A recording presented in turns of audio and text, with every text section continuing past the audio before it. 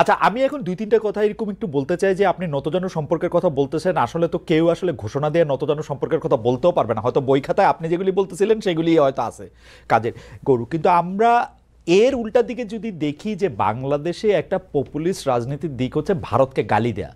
সেটা আপনি জনপ্রিয় হইতে গেলে আপনি ভারতকে একটা গালি দিতে হবে, ভারতকে আপনার যেটা আপনি শুরু করছেন যে অনেক কিছু শেষ করে দিতে হবে, সেটা বলা। বিএনপির অবস্থানটা আসলে কি হবে? কেন আমি এই প্রশ্ন করতেছি, বিএনপির রাজনীতি তো এই 15 বছর বাদ দিলে আমি কিন্তু ভারতের গালাগালি বা ভারতকে ইঙ্গিত করে কথা বলা সেগুলি দুই একটা এরকম ছিল না যে তা না, ছিল। কিন্তু আমরা যখন ক্ষমতায় বিএনপি গেছে 2001 থেকে 2006 যদি আমরা ধরি, সে ভারতের কাছে গ্যাস বিক্রি করে দিতে চাইছে, সে টাটার কারখানা এখানে আইনা কম দামে বিদ্যুৎ দিতে চাইছে, ভারতের সাথে সম্পর্ক উন্নয়নের জন্য এক্সট্রা মাইল গেছে। কেউ কেউ বলতে চায় যে তাইওয়ানকে স্বীকৃতি দিচ্ছে ভারতকে খুশি করার জন্য, চীনকে অখুশি করার জন্য। রিয়ালিটি আর নাই, ওই রিয়ালিটি আর নাই, সেই রিয়ালিটি এখন আর নাই। এটার কারণ হচ্ছে কি, আমি আপনাকে একটা ঘটনা, ছোট্ট ঘটনা।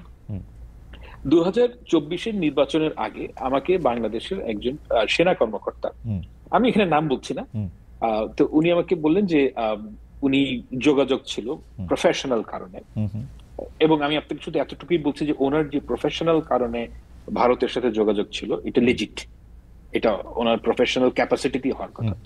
তো ওনাকে বাংলাদেশের আওয়ামী লীগ সরকারের প্রায় 15 জন এমপি রিজিউমে সিভি দিয়েছেন ভারতে পৌঁছানোর জন্য, এবং এর মধ্যে 3 জন সেটা হিন্দিতে ট্রান্সলেট করে দিয়েছেন।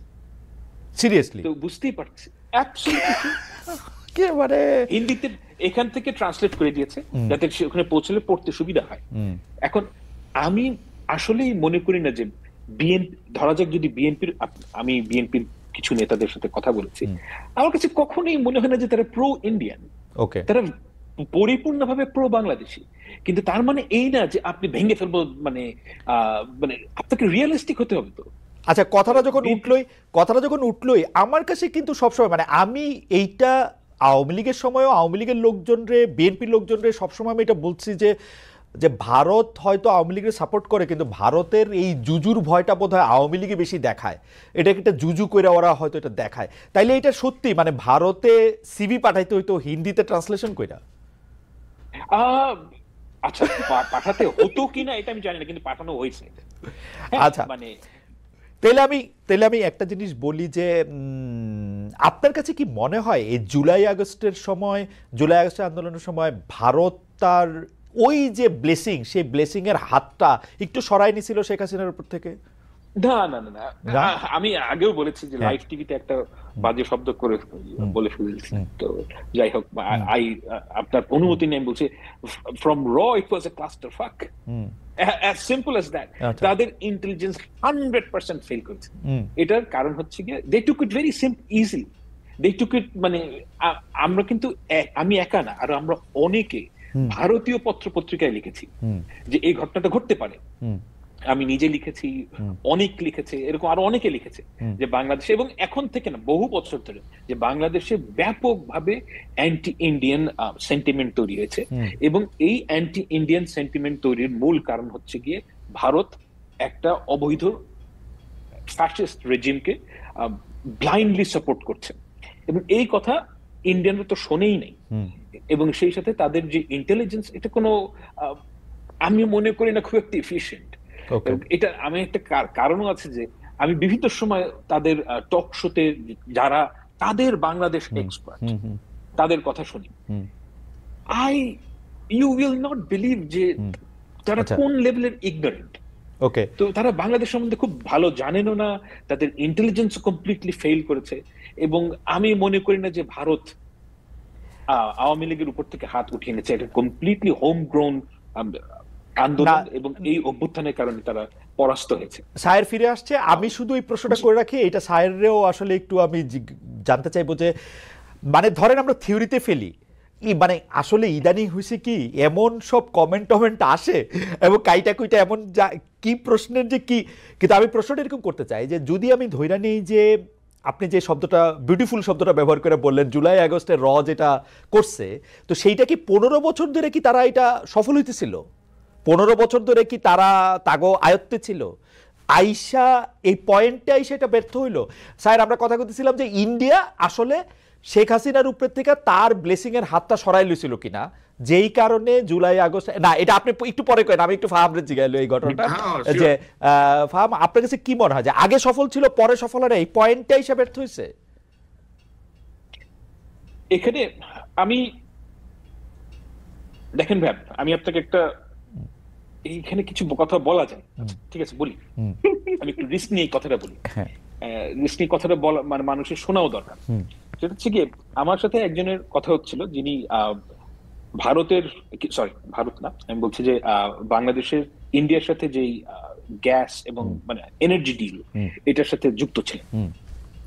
তো উনি আমাকে একটা খুব ইন্টারেস্টিং পার্সপেক্টিভ দিয়েছেন। বলে আপনারা মনে করেন যে এই সময় কিভাবে ঘটনাটা ঘটতো, এটা এগেইন আমি কিন্তু এটা তার ভার্সনটা বলছি, এটা সত্য কি মিথ্যা জাজ করার ক্ষমতা আমার নাই, আমি শুধু তার ভার্সনটা আপনাকে বলছি, কিন্তু এটার মধ্যে ইনস্ট্রাকশন আছে, এটা ইন্টারেস্টিং। তার ভার্সন অনুযায়ী যে ভারতীয় যারা কর্মকর্তা ছিলেন তারা এই ডিলগুলো করতেন কিভাবে, যে বাংলাদেশিরা গিয়ে বাংলাদেশিদের সাথে ডিল করবে, গভর্নমেন্টকে প্রেসার দিবে থ্রু ইন্ডিয়া। ওকে। এবং তার ভার্সন অনুযায়ী যে এটার মধ্যে যে যারা এই এখানে উপস্থিত যারা মানে ভারতীয় কর্মকর্তা অর্থাৎ হাই কমিশন, তারা এটা আদৌ গভর্নমেন্ট ব্যাকড কিনা কেউ জানে না। এখানে একটা সিন্ডিকেট তৈরি হয়েছিল। এখন এই সিন্ডিকেট যে তৈরি হয়েছিল এটা আপনাকে কি ইঙ্গিত করে? আমার কাছে আমার রিডিং হচ্ছে, যদি এই ভার্সন সত্যি হয়ে থাকে, আমার কাছে মনে হচ্ছে এটা একটা ভেরি ডিসফাংশনাল থিং, এবং এখানে একটা একটা একটা অর্গানিকলি একটা সিস্টেম তৈরি হয়েছিল যেখানে বাংলাদেশের লোকেরা মনে করতো যে ভারতের blessing, which is actually not ভারতের ব্লেসিং, এখানে ফাইন্যান্সিয়াল লেনাদেনও হয়তো হতো। এবং মানে অ্যাবসলিউটলি মানে মানে ও ভারতের লোকজনের ঠেকাটা কি, এটাই আমি আসলে বুঝতে চেষ্টা করতেছিলাম যে মানে মানে ঠেকাটা কি। এবং আপনি ফাইন্যান্সিয়াল লেনদেনের কথাটা বলতেছিলেন, আচ্ছা আপনি শেষ করেন তারপরে, সরি। আমি এখন এই লেনাদেনা যদি কি অভ্যস্ত হয়, আপনি চিন্তা করেন, আমি ওনার ভার্সনটা সত্য বলে ধরে নিচ্ছি ফর ওয়ান সেকেন্ড, এবং আপনি চিন্তা করেন যে আমি একজন ইন্ডিয়ান 30-35 বছরের সরকারি কর্মকর্তা, আমি বাংলাদেশে কাজ করতে এসেছি। কাজ করতে এসে দেখছি যে আমাকে ফ্ল্যাটারিং আচরণ করা হচ্ছে আমার সাথে, এবং আমাকে পয়সা দেওয়া হচ্ছে শুধু ফাঁকর মারার জন্য। তা আমি তো এতে ইন্টারেস্ট হবই। ওকে, তাই না? যে আমার কথা যদি আপনার পয়েন্ট পরিষ্কার। আমি একটু স্বামীর কাছে জানতে চাই, স্বামী আমার ইয়াটা হচ্ছে যে 15 বছর ধরে আওয়ামী লীগকে ভারত সাপোর্ট করতেছিল, সেই সাপোর্টটা জুলাই আগস্টে সরাই নিছিল কিনা? 15 বছর ধরে ভারত আওয়ামী লীগ সরকারকে যে সাপোর্ট করছিল সেটা তারা অবশ্যই জুলাই আগস্টে সরায় নেয় নাই। এটা যদি আপনি একটু দেখেন, কারণ জুলাই আগস্ট পরবর্তী সময়ে বাংলাদেশে বিভিন্ন রকমের পরিকল্পিত স্যাবোটাজ করার চেষ্টা করা হয়েছে। তারা যদি সেগুলো সরায় নিত তাহলে তো তারা এই স্যাবোটাজ গুলো আর করার চেষ্টা করতো না। আর যদি ব্লেসিং সরায় নিত তাহলে তারা হাসিনাকে বা গ্রহণ করতো কেন? বিশ্বের কোনো দেশ তো তাকে গ্রহণ করতে রাজি ছিল না। গ্রহণ করছে কি, বন্দি করে রাখছে, কি আর করছে? না, বন্দি করে রাখলে তাহলে সে কথা বলতেছে কেমনে? কত তো ফোনে করতেছে, সামনে আসে না। না সে সামনে আসে না, তার লজ্জা লাগে নাকি? সে কেন সামনে আসে না সেটা সে বলতে পারবে। এটা একটা ভালো শব্দ বলছেন। যাই হোক, আরেকটা যে তার চেহারা এখন সে দেখাবে না, যে বিকজ তার কয়েকদিন আগে তো সে বলছিল হাসিনা পলায় না, হাসিনা যায় না, কয়েকদিন পরে তো নিজেই বাকস হয়ে গেল।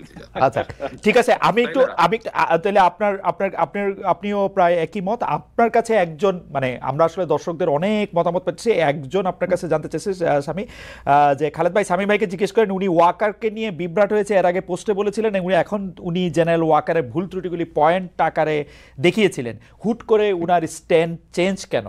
না আমরা আসলে আমার স্ট্যান্ড চেঞ্জ হয় নাই। আমার স্ট্যান্ড বিভিন্ন রিসার্চ করার পরে, বিভিন্ন স্টাডি করার পরে, বিভিন্ন রকম তথ্য উপাত্ত সংগ্রহ করার পরে আমি বুঝতে পেরেছি যে এই লোক বাংলাদেশের জন্যই এখন পর্যন্ত কাজ করে যাচ্ছেন। বাংলাদেশের কোনো রকমের ক্ষতির কারণ উনি অন্তত হবেন না, বরঞ্চ দেশটাকে একটা স্থিতিশীল পরিস্থিতিতে পৌঁছানোর জন্য তিনি একেবারেই চেষ্টা করে যাচ্ছেন।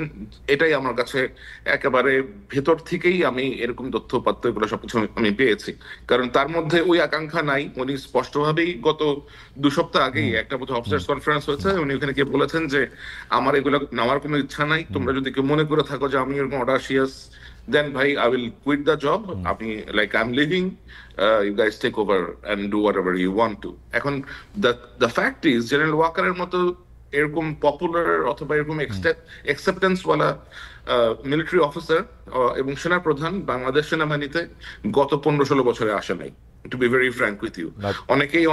অনেকেই বলবে যে হ্যাঁ এই জনপ্রিয় ছিল, ও জনপ্রিয় ছিল। জেনারেল ওয়াকারের যেরকম অ্যাকসেপ্টেন্স আছে সৈনিকদের কাছে, আদার র্যাঙ্কস এর কাছে, অফিসারদের কাছে, এটা আপনি অন্য আরেকজনকে দিয়ে রিপ্লেস করতে পারবেন না। যে মানে শেখ হাসিনা সব কাজ খারাপ না আসলে? না, শেখ হাসিনা সব কাজ খারাপ না, এটা তো শেখ হাসিনা তো সব কাজ খারাপ না। আচ্ছা ঠিক আছে, আমি আসতেছি।